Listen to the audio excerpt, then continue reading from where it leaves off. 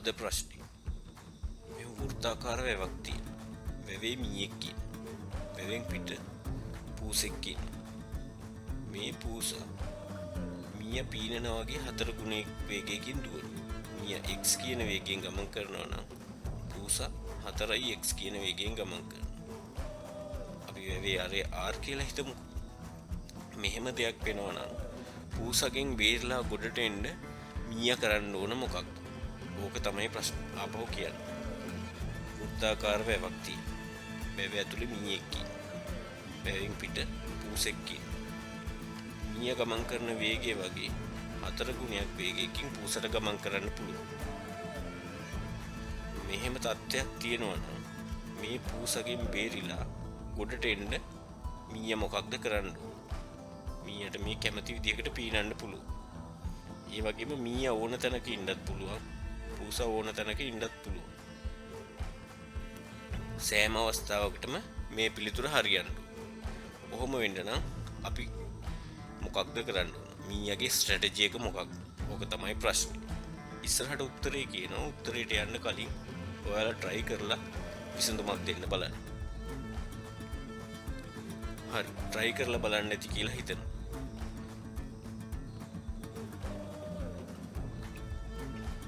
උත්තරේ බලමු. උත්තරේට යන්න කලින් අපි නිකන් common sense විදියට හිතුවොත් මුලින්ම හිතෙන ස්ට්‍රැටජිය තමයි පූසා මේ වගේ තැනක ඉන්නවා කියලා හිතන්නකො. පූසා මීය කේන්ද්‍රයේ ඉන්නවා කියලා හිතන්නකො. මේ කේන්ද්‍රයේ ඉන්නවා නම් කරන්න පුළුවන් දෙයක් තමයි පූසට සම්පූර්ණ විරුද්ධ අතට ගමන් කරන එක. එහෙම ගමන් කරනවා නම් පූසට යන්න වෙනවා DC distance cat යන්න වෙනවා 5r දුර. DM distance mouse යන්න වෙනවා r කියන දුර. එතකොට time cat පූසට මේක දුර යන්න ගත වෙන කාලය තමයි 5r බෙදීම 4x. මීයට යන්න ගත වෙන කාලය තමයි r බෙදීම x.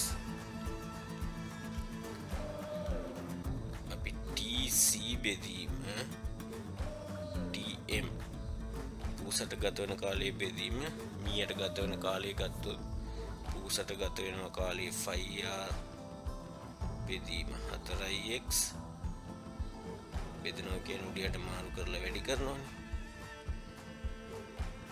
මෙහෙම කපලා දැම්මා.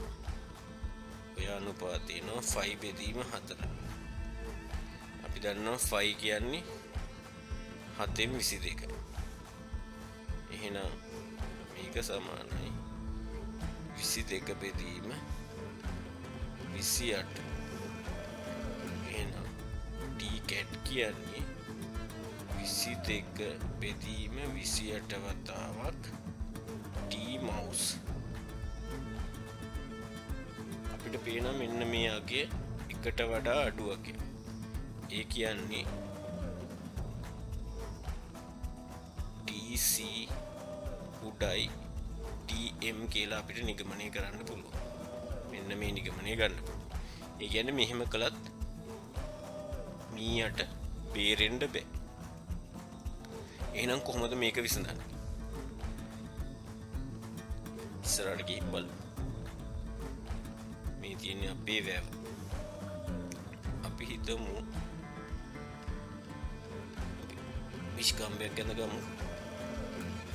අපි හිතමු පූසා මෙතන මීය මේ වගේ තැනක ඉන්න.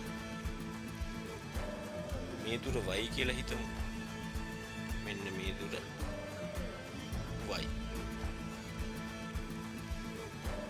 අපි දැන් බැලුවොත් එහෙම පූසා ගමන් කරන දුර distance cat අපිට එන්නේ 5r වෘත්ත භාගයක් නේ. distance mouse y දුරක් ගමන් කරන.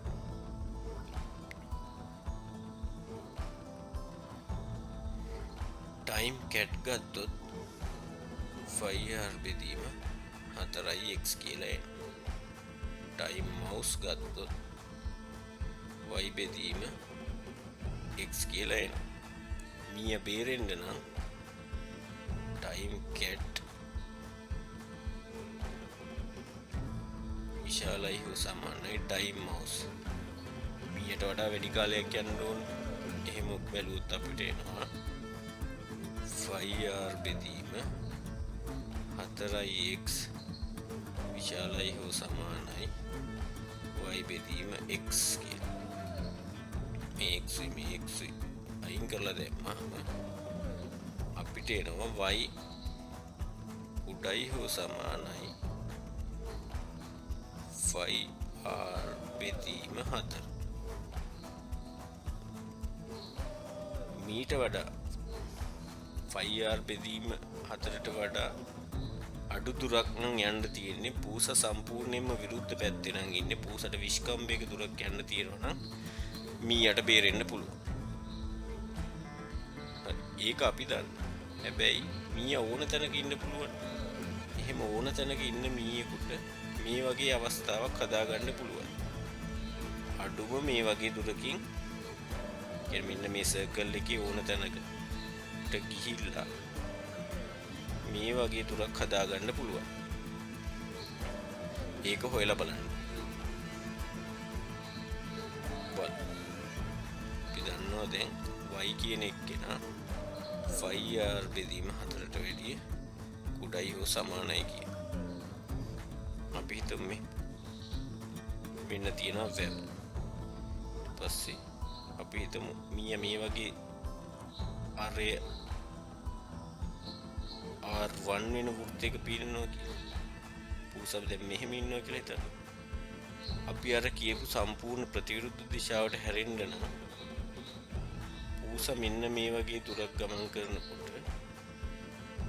මීයා මේ වගේ දුරක් ගමන් කරනවා. එතකොට අපිට පේනවා මේ කෝණය වැඩි වෙනවනේ. මීයා ගමන් කරන කෝණය වැඩි. එතකොට කොයි අවස්ථාවකදී හරි රවුමට ගියාම පූසට වඩා සම්පූර්ණයෙන් විරුද්ධ අතට හිටින ස්ථානයකට හදාගන්න පුළුවන්. ඒ කියන්නේ මෙන්න මේ වගේ ලයින් එකකට හදාගන්න පුළුවන්. පූස මේ පැත්තේ ඉන්නකොට මීයා මෙතන ඉන්නවා වගේ අවස්ථාවක් හදාගන්න පුළුවන්. එහෙම අවස්ථාවක් හැදෙන්නේ කොහොමද කියලා අපි බලමු. එහෙම අවස්ථාවක් හදාගන්න නම් අපි හිතමු මේ අර R1 කියලා එන distance mouse සමානයි 5r1. අපි කෝණය k1 කියලා හිතමු. k1 distance cat සමානයි 5r. එයාගේ කෝණය k2 කියලා හිතමු. k2 මෙයා ගමන් කරලා තියෙන දුර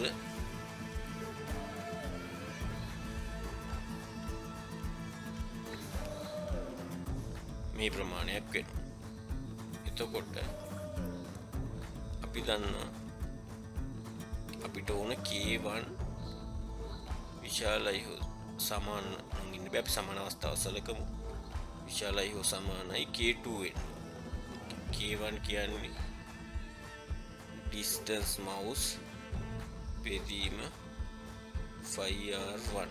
ඔක විශාලයි හෝ සමානයි distance cat බෙදීම 5r. ඔහොම වෙන්න ඕනේ. එහෙම වෙන්න නම් මේ 5r අයින් කරලා දැම්ම හැකි. අපි දැන් distance mouse කියන්නේ දුර කියන්නේ කාලය වැඩි කිරීම වේගයෙන්. එහෙනම් distance mouse කියන්නේ එයාගේ වේගය x කාලය t ඊට පස්සේ බෙදීම r විශාලයි හෝ සමානයි මෙයාගේ වේගය 4x කාලය t බෙදීම r. මෙහෙම බලපුවාම අපිට එනවා මේ x මේ අපිට දැන් මේ සම්බන්ධය ආවනේ. මේ සම්බන්ධයෙන් මේ x අයින් කළා tt අයින් කළා. එතකොට අපිට එනවා 1ට r1 විශාලයි හෝ සමානයි 4ට r. මේකෙන් අපිට ගන්න පුළුවන් r1 කියන එක්කෙනා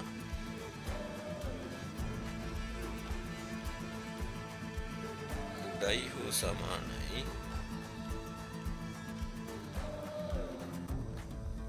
r බෙදීම 4. හරි, දැන් අපිට සම්බන්ධ දෙකක් තියෙනවා. y ට සම්බන්ධයක් තියෙනවා, r1 ට සම්බන්ධයක් තියෙනවා. ඉස්සරහට ගිහින් බලමු.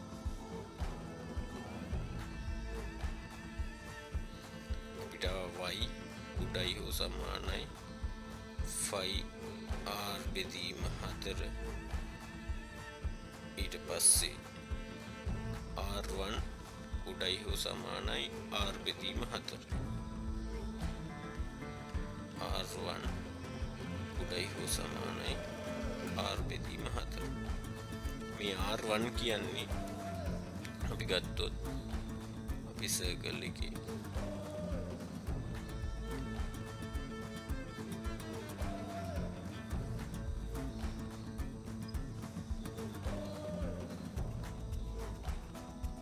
මේ තියෙන්නේ y, මේ තියෙන්නේ r1 plus y කියන්නේ r කියලා අපි දන්නවා. එහෙනම් අපිට මෙතන දාන්න පුළුවන් r1 වෙනුවට දාන්න පුළුවන් r අඩු කිරීම y උඩයි හෝ සමානයි r බෙදීම 4 කියන. අපි මේ එච් අවස්ථාව ගත්ත හරියටම බේරෙන්න පුළුවන් අවස්ථාව ගත්තා.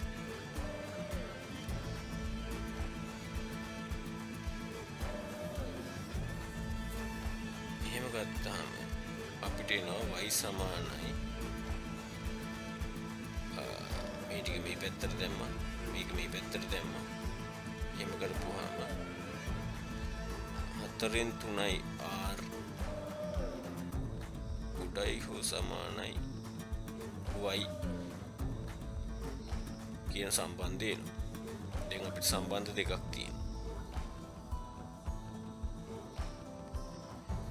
එතකොට දිගට යනවා ටික. අපිට තියෙන y උඩයි හෝ සමානයි 5r බෙදීම 4 1 1.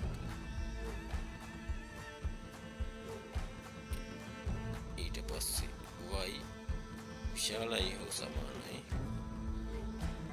3r බෙදීම 4. මේ r ඉවත් කරලා හිතුවොත් මේකෙන් කියන්නේ y කුඩයි හෝ සමානයි දෙකටම r පොදුයිනේ. ඒකේ ගුණ සංගුණකයක් විතරයි. 22 බෙදීම 8යි 22 බෙදීම 28යි y විශාලයි හෝ සමානයි 4න් 3. 22 බෙදීම 28 කියන්නේ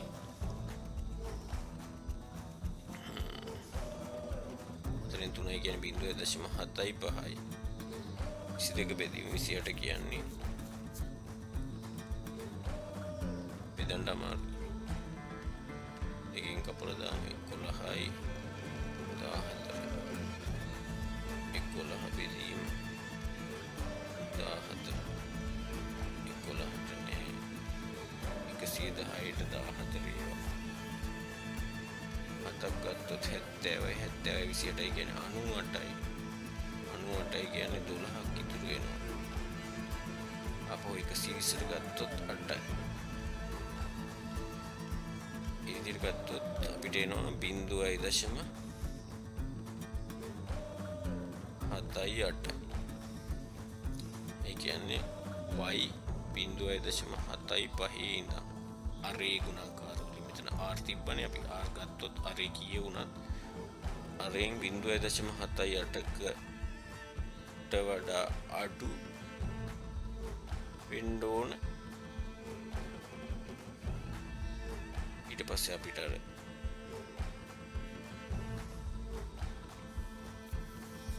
බේරෙන්න නම් ඕක වෙන්න ඕන.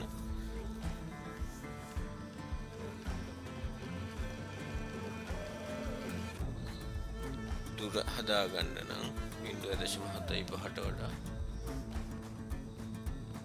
වැඩි වෙන්න ඕන. එතකොට ඔය දෙකම තෘප්ත වෙන අවස්ථාවකදී මීයට බේරෙන්න පුළුවන්. ඒ කියන්නේ සංඛ්‍යා රේඛාවක් ගත්තොත් එහෙම අපි නිකන් අර 1යි කියලා හිතලා ගත්තොත්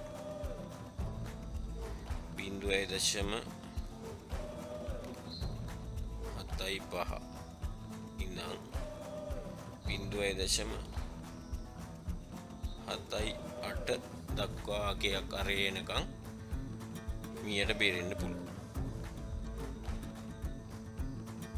රූපයෙන් දුත් මෙහෙම තියෙනවා. y කියන්නේ y කියලා අපි ගත්තේ මෙතන ඉඳන් තියෙනවා. මේ පැත්තේ ඉඳන් තියෙනවා. මෙන්න මේ පැත්තේ ඉඳන් තියෙනවා. 0.78 දුර මෙච්චරයි. 0.75 දුර මෙච්චරයි කියලා හිතන්න.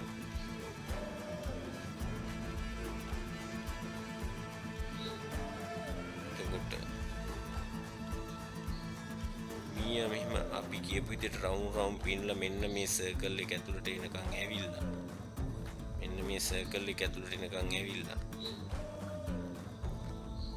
ඊට පස්සේ යාට තියෙන්නේ කෙලින්ම පිටට යන්න.